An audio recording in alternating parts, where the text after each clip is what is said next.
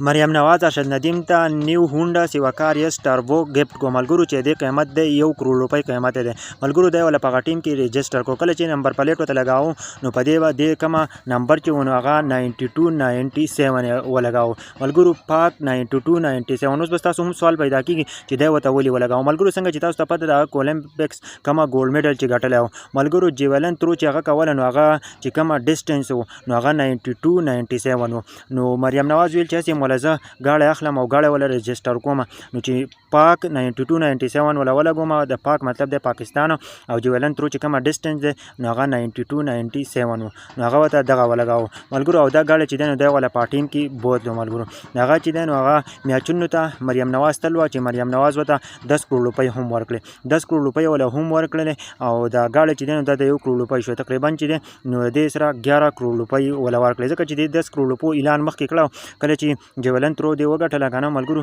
د چې کله اولمپکس کې دا ګولډ میډل وګټلو او د چې دنه مریم نواز وته په ټیم کې اعلان وکړ چې زبا دیله 10 کروڑ روپۍ ورکوم ملګرو خو دا غنه پس چې دنه هغه ول 10 کروڑ روپۍ هم ورکړي او دا نیو هونډا سیوا یس ټربو ولا هم واغستو ملګرو چې د قیمت د 1 کروڑ روپۍ د ملګرو نو اسی سوچ وکړه کنه چې د ارشد ندیم چې دنه لاټري راخاتلې د ملګرو ټوله ژوندۍ ښه شو کنه ټوله ژوندۍ کې بوس کامیابی کنه ملګرو تاسو ته پته د نور خلکو له هم ډیر ځات اعلانونه کړل او دغه کما کله چې د